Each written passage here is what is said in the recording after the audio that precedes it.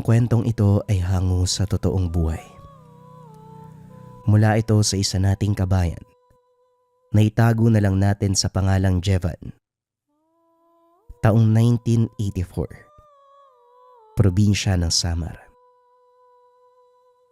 Bata pa lang, malapit na ang puso sa pagtuturo, kaya nakapagtapos ng kurso, naging ganap na guro. Matalinong tao, kaya nakapasa ng board exam, lisensyado kagad. Kaso nga lang, kinakailangan pang makipagsapalaran sa malayong lugar para makapagturo. Nadestino sa probinsya ng Visayas. Gayunpaman, hindi alintana ni Jevan. Pagdating sa lugar, unang paalala ng kasamahang guro ang tungkol sa aswang. Katulad niya, isa ring dayo. Nauna lang ng ilang taon. Magkasama sila sa tinutuloy ang tahanan na pagmamay-ari ng bulag na si Mang Makoy. Wala ring paalalang matanda kung hindi ang nilalang. Binigyan pa siya ng lana para merong pangontrang bitbit. Madaling nakasabay sa takbo ng pamumuhay. Hindi nalalayo sa pinanggalingan na madalas gulay ang kinakain. Naging masaya dahil yung mga tao taos-puso siyang tinanggap. Minahal ng mga estudyante, kung minsan binibigyan pa ng merienda ng mga magulang.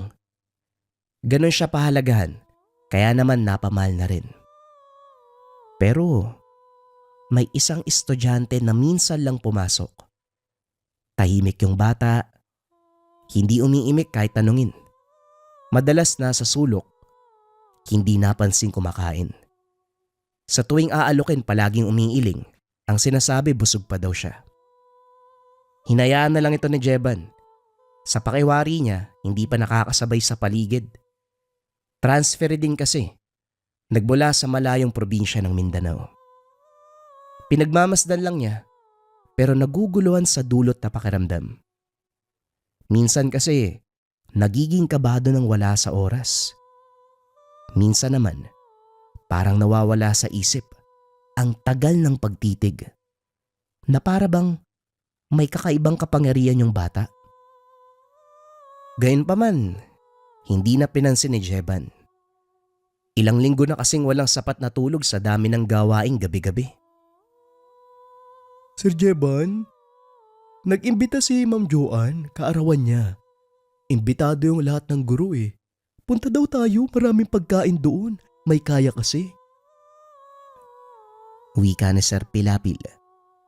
Itinigil naman ng binata ang ginagawa para harapin ito.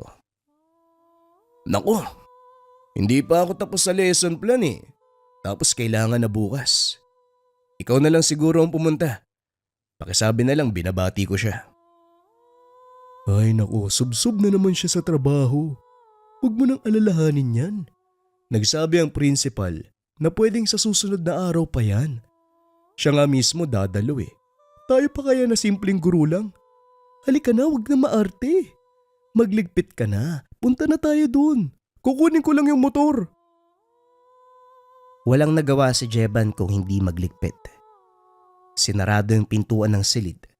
Naghintay sa pagbabalik ni Sir Pilapil. Pagdating sa bahay ni Ma'am Joanne, ito mismo yung sumalubong sa kanila. Sila na lang din kasi yung huling dumating. Kaagad inabutan ng plato at kubyertos. Diretso sa mesa para kumain. Habang abala sa pagkukwento kasama ang kapwa guro, napag-usapan si Cheska, ang batang nasa klase ni Jevan, yung tahimik na mag-aaral. Nakita kasi ito ng isa sa guro kagabi.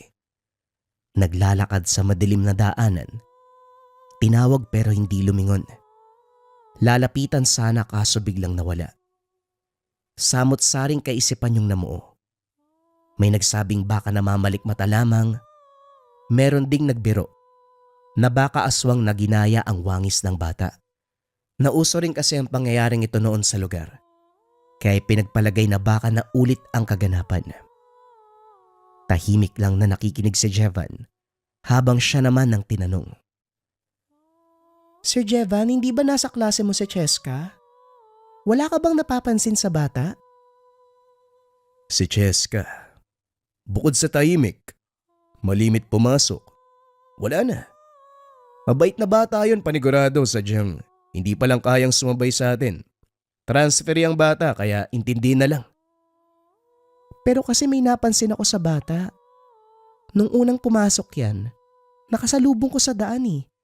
Tinitigan niya ako. Akala ko nga magmamano. Biglang hinawakan yung tiyan ko. Grabe yung takot ko nun eh. Sinabi niyang buntis ako. Hindi ako naniwala hanggang kahapon nagpatingin ako sa doktor. Kumpirmadong nagdadalang tao. Hindi naman siguro nagkataon lang ano. Baka talaga may tinatago ang bata. Bata pa lang yan pero ang dami na nating sinasabi. Nandito tayo para magdiwang ng kaarawan mo, Ma'am Joanne. Kaya awat na muna sa ganitong usapan. Tara, kain na lang tayo. Wika ni Sir Pilapil. Habang nagkakasayahan ang lahat, nasa sulok lang si Jevan. Tumutungga ng alak. Sa malayo nakatingin. Inaalala ang pagkakataong kasama sa klase si Cheska. Wala siyang napansin na kahinahinala. Hindi rin naman nagbigay ng senyales ang tanga na medalyon. Gayunpaman, hindi maiwasan ang sinabi ng kapwa-guro. Kapani-paniwala, pero hindi siya kumbinsido. Kahit nasa tahanan, ito pa rin ang iniisip ni Jeban. Nag-aalala sa sinabi ng iba tungkol sa bata dahil mag-aaral niya ito. Ang nais lamang ay protektahan. Tinuring na anak lahat ng estudyante, kabilang na si Cheska. Baka hindi ka na makahon sa lalim ng iniisip mo. Tungkol pa rin ba yan sa bata? Oo eh. Kawawa kasi yung bata. Sa kilos niya inuusga na. Wala naman siyang ginagawang mali. Hayaan mo na muna. Yung mga kapwa natin guro, ganun talaga. Dati nga pagdating ko, ako ang pulutan ng chismis. Pero kalaunan na wala rin. Matulog ka na. Maaga pa tayo bukas. Kinabukasan. Pagdating ng paaralan, napangiti nang makita si Cheska. Tahimik na nakaupo sa silya ang bata. Nakayuko habang nagsusulat. Nilapitan nito para silipin ang ginagawa. Lalong natuwa dahil sinasagutan ang nasa libro kahit hindi pa tinalakay.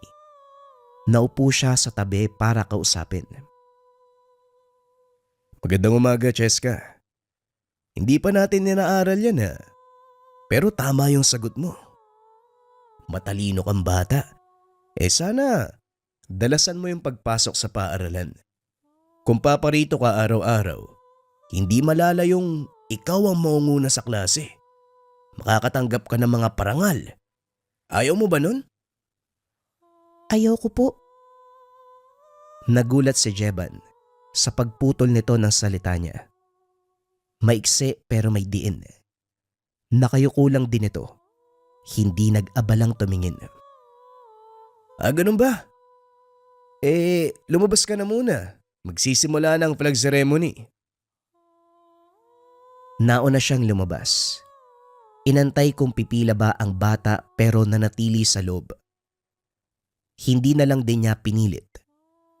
Pagkatapos ng seremonya, bumalik sa silid ang lahat. Pero laking gulat dahil wala si Cheska ron. Hinanap pero hindi magilap. Nagtanong-tanong pero walang nakakita. Ang naiwan sa upuan ay ang bag. Nagbuntong hininga na lamang si Jevan.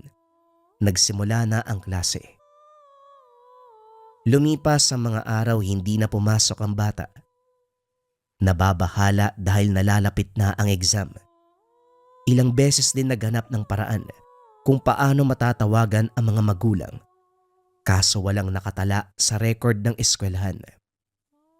Sinubukan ding mangalap ng impormasyon kung saan nakatira. Kaso nga lang wala pa rin. Nagtanong-tanong sa kapwa-guro pero wala ni isang nakakaalam. Hanggang sa sumapit ang takdang araw. Hindi may tago ang tuwa ni Jevan nang pumasok ang bata. Tahimik pa rin na nakaupo sa silya. Hindi na muna nilapitan dahil baka bigla na namang mawala. Natapos ang pagsusulit. Kanya-kanya sa pag-uwi ang mga bata. Dali-daling sinundan ni Jevan si Cheska. Mabilis itong naglakad. Dire-diretso. Hindi na lumingon. Nagtaka siya dahil dumaan ito sa gubat. Masukal pero parang kabisado ang pasikot-sikot. Kinalibutan si Jevan dahil umalingaw-ngaw ang huni ng mga ibon. May bigla pang kakaluskos kung saan-saan. Minabuting hindi makagawa ng ingay para masundan ng bata. Binilisan na lamang ang lakad para maabutan. Kaso nga lang pagdating sa unahan ay hindi na makita. Sinubukang libutin ang paligid, pero siya ang naligaw. Napakamot na lang sa ulo dahil malapit ng magdilim. Kahit saang tutungo ay walang makitang daan. Napabuntong hininga. Nilibot ng tingin ng paligid hanggang sa mapako sa mayayabong na halaman. Merong anino. Litaw ang nanlilisik ng mga mata. Kasabay nito ang pag-init ng tangan. Naging alerto. Kinuha sa loob ng bag ang balisong. Kalmado siyang nakipagtitigan. Isang iglap. Nasa harapan na ang aswang. Tumilapon si Jevan matapos matamaan ng atake. Naramdaman ang paglatay ng mga kuko, pero hindi nagtamo ng sugat sa pagiging aktibo ng tangan. Dali-daling tumayo. Dinampot ang nabitawang balisong at saka sinaksak sa nilalang. Sunod-sunod na saksak pero hindi umubra. Dumistansya ang aswang. Muling nagpakawala ng malakas na atake. Tumilapon si Jevan. Sapo ang dibdib. Naunang tumama sa katawan ng puno. Paglingon nasa malapitan ng nilalang. Sa isang iglap ay sakal-sakal na siya. Nagpumiglas pero masyadong malakas. Hindi kaya ang pagtulak kahit ibuhos pa ang lahat-lahat. Umabot sa puntong nahirapan ng huminga. Nanginginig. Kinakabahan. Inabot ang medalyon sa bulsa pero nahulog. Tinipon na lamang ang natitirang lakas. Buong puwersang ibinagok ang ulo sa mukha nito. Sa kabutiang palad nakaligtas, pero nagulantang ng may nilalang na dumagit sa aswang. Mula sa hindi kalayuan maririnig ang hiyaw ng dalawang nilalang. Hindi magawang lumapit ni Jevan dahil iniinda ang sarili. Wala nang naabutan pagdating sa unahan. Bakas na lamang ng dugo at mga halaman na nahawi. Sa puntong ito, natunto na ang daan. Pagdating sa tahanan sinalubong ni Sir Pilapil. Nag-aalala. Bukod sa matagal na nakauwi, halata sa itsura ang masamang naganap. Pahinga lang din ang kailangan bago makabawi ng lakas. Kinabukasan paika-ikang pumasok si Jevan. Wala siyang natamong sugat, pero mararamdaman pa rin ang pananakit ng katawan, partikular sa dibdib. Dahan-dahan ang kilos dahil nahihirapan sa paghinga. Napako ang tingin kay Cheska nang makita itong nakaupo sa silya. Nakayuko, nagsusulat. Pinatawag ang bata pagkatapos ng klase. Cheska, may tatanong ako. Sana maging tapat ka sa sagot, ha? Saan ka ba talaga nakatira? Bakit ka pumunta sa gubat? Hindi po ako sa gubat dumaan. Sa kalsada po. Nasa kabilang sitio lang naman ng bahay namin. Napakunot ang noo ni Jevan. Dito napagtanto. Taliwas ang salita sa reaksyon ng mga mata. Nagsisinungaling ang bata. Cheska, sinundan kita kahapon. Alam kong ikaw yun. Bigla ka nawala sa gubat. Lumigo ka ba o niligaw mo ko? Hindi nga po ako dumaan sa gubat. Kalsada po ang binaybay ko. Dahil naroon lang naman sa unahan ng tahanan namin. Wika ni Cheska. Inulit lang ang sinabi. Nagbuntong hininga. Sinundan ng tingin ng paglabas. Nagligpit na rin ang mga gamit para umuwi. Saktong nakapa ang bulsa na wala na ang medalyon. Nasanay siyang inilalagay sa bulsa. Naalalang nahulog. Dali-daling binalikan sa gubat. Tutok sa paghahanap. Bawat damot halaman ay sinuri. Natagpuan din. Kaso nga lang naligaw na naman.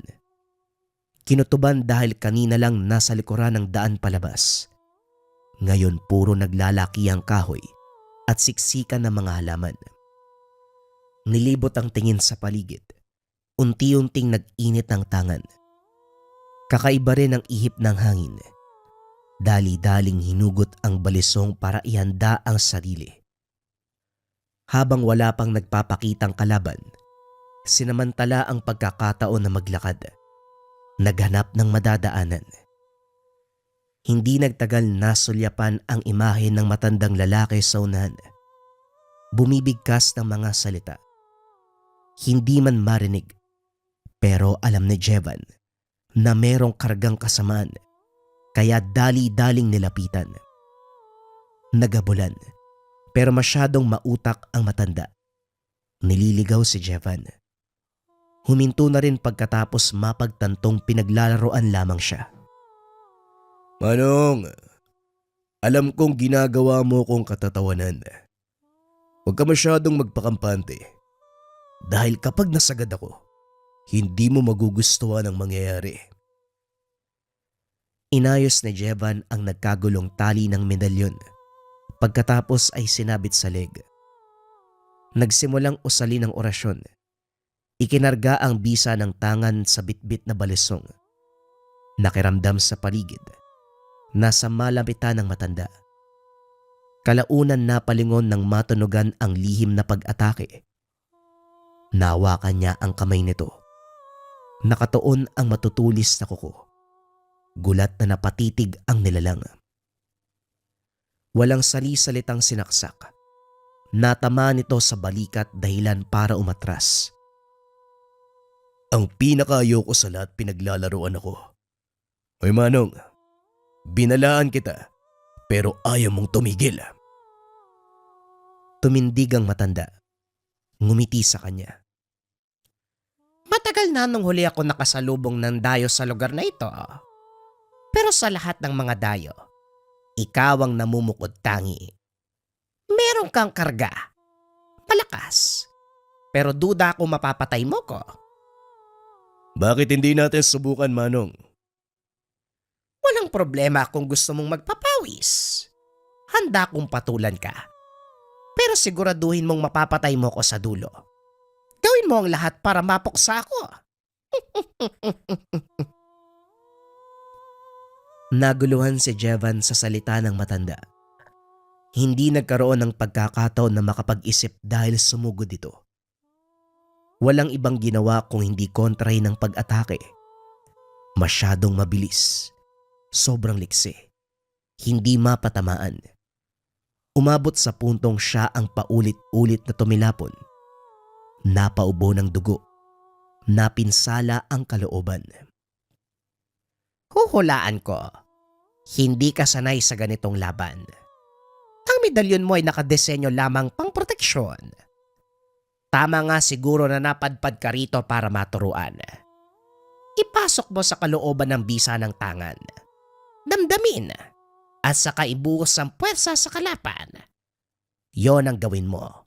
Ito ang kailangan mo. Sige, tumayo ka. Lalong napakunot ang noo ni Jevan. Hindi niya maintindihan pero sinunod ang sinabi ng matanda. Inobserba ng katawan. Nakaramdam ng kakaibang init. Dito napagtanto ni Jevan ang tunay na lakas. Hindi nagtagal para bang nagbago ang katauhan. Sinugod ang matanda matapos makapagpalit ng anyo. Nagsalubong ang mga atake pero sa puntong ito, dumiretso ang balisong sa puso ng aswang. Hindi maunawaan ni Jevan ang reaksyon ng matanda. Maaliwalas ang muka. Nakangiti sa kanya na parabang nagpapasalamat. Dahan-dahan itong lumuhod hanggang sa binawian ng buhay. Nangihinang naupo sa tabi ang binata. tulalang nakatitig sa bangkay. Nang mapansin ang papalapit na mga yabag, dali-daling nilisan ang lugar. Sa pagkakataong ito, dire-diretso ang pagbaybay sa natagpo ang daan. Kinabukasan maagang pumasok si Jevan. Nakayuko sa mesa. Tinatapos ang gawain. Napatingin sa pintuan nang maramdaman ang pag-aktibo ng tangan. Kunot noong nasundan ng tingin si Cheska. Tinignan niya ito dahil sa paglipas ng segundo, lumakas ang senyales ng medalyon. Napukaw lang nang tinawag siya ni Sir Pilapil. Jeban, may nakarating sa akin na balita. Namatay daw yung lolo ni Cheska. Wala bang nabanggit yung bata sa'yo? Nangolekta ng abuloy ang lata para magbigay ng tulong. Maganda ka na rin mamaya dahil makikiramay tayo. Namatay ang lolo ni Cheska. Kailan? Walang nabanggit sa akin ng bata. Sino nagbalita sa'yo? May nakasalubong ko sa daan kanina eh. Nagtanong kung guro ba ako sa eskwela na ito. Siya ang nagsabi sa akin na kakamatay lang ng lolo ni Cheska. Wala nang ibang pamilya, kaya kailangan nating magmalasakit sa bata, kawawa naman. Napasilip sa bintana si Jevan.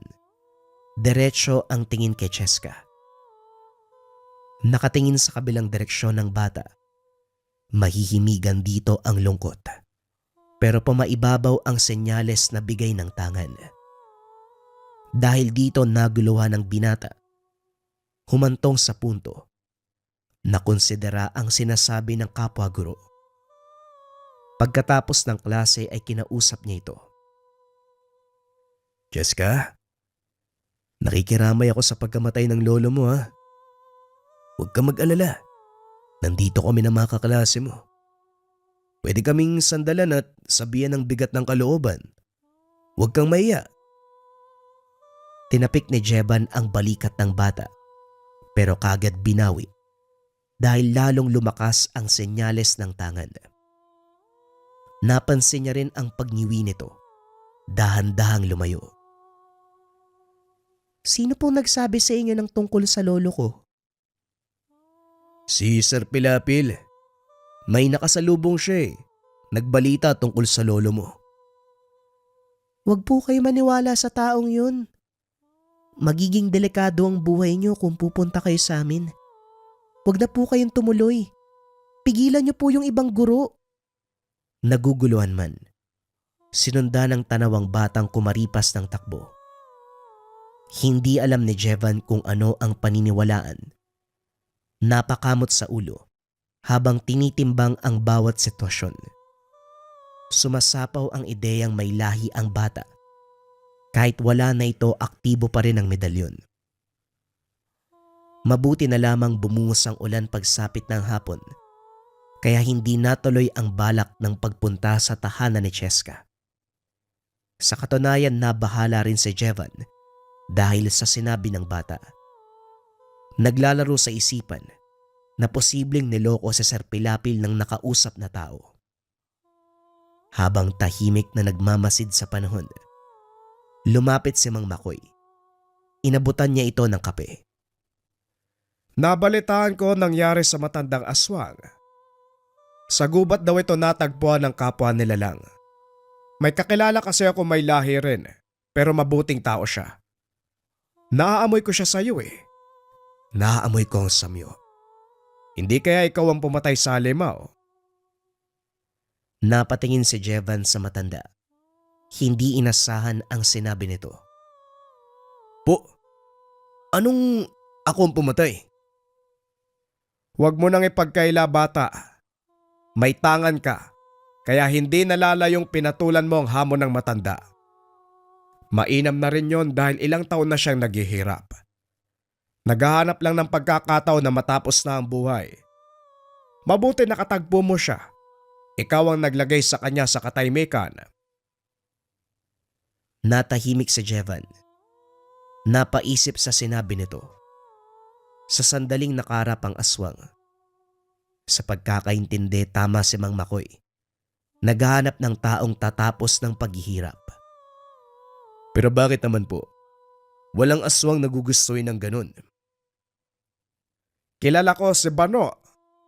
Mabuti siyang aswang. Pero nasasakal sa husga ng kapwa nilalang. Siya ang palaging pinagdidiskitahan. Minsan pa nga, pinapakalat na siya ang pumatay sa lugar. Kailanman hindi tumikim ng tao. Hanggang hayop lang yun eh. Ang pangungulit ng kapwa aswang ang nagtulak sa kanya na tapusin na ang sariling buhay. Isa siya sa pinakamalakas na nilalang. Kung may papasa ang sumpa, lalong lalakas ang makakatanggap. Ayaw niyang pagsamantala ng iba ang meron siya. Kaya naisip na magpakamatay na lamang sa kamay ng isang manunugis. Kaysa sa kapwa halimaw, nakakabahala lang dahil meron siyang naiwang apo. Paano na lang ang batang yon? Sino po bang batang tinutukoy niyo? Di si Cheska. Siya ang batang apo ni Bano. Kakarating lang niya sa lugar. At kung hindi ako nagkakamali, di ba ikaw ang guro? Napalunok si Jevan. Ngayon naintindihan kung bakit gano'n na lamang ang reaksyon ng tangan sa bata. Naunawaan na rin ang tagpo at pakikitungo ng matandang halimaw sa kanya. Kinabukasan sumama siya sa kapwa guro sa pagpunta sa tahanan ng bata. Dala ang nakolektang abuloy at pakikiramay. Nakasalubong nila ang lalaking nagbalita kay Sir Pilapil. Ito mismo ang nagturo kung saan ang bahay. Kaso nga lang walang nakaburol. Tanging si Cheska lamang ang naroon. Cheska, saan nakaburo lang lolo mo? Makikiramay sana kami. Eto, kaunting tulong. Hindi tinanggap ng bata. Masama itong tumitig sa lalaking nagdala sa kanila. Pinaupo sila ni Cheska sa silong. Ang bata naman ay lumapit sa lalaki. Sinundan ng tingin ni Jeban. Batay sa galaw nagtatalo ang mga ito. Pinipigilan ng bata pero nagpupumilit ang lalaki. Tsaka lang kumalma nang makitang nakatingin si Jevan. Tuluyang natahimik ng lapitan. May problema ba, Cheska? Kilala mo ba ang lalaking yan? Pamangkin po siya ni Lolo. Gusto niyang ipilit yung bagay na labag sa akin. Iyo, ang mabuti pa hayaan mo si Cheska. Bata pa siya, pero igalang mo ang pagpapasya niya. At ikaw naman hindi dahil mas matanda ka, ikaw ang masusunod. Kung may gusto kang gawin sa pagkamatay ng lolo niya, huwag mo nang ituloy dahil pamangkin ka lang. Mas matimbang si Cheska dahil apo siya.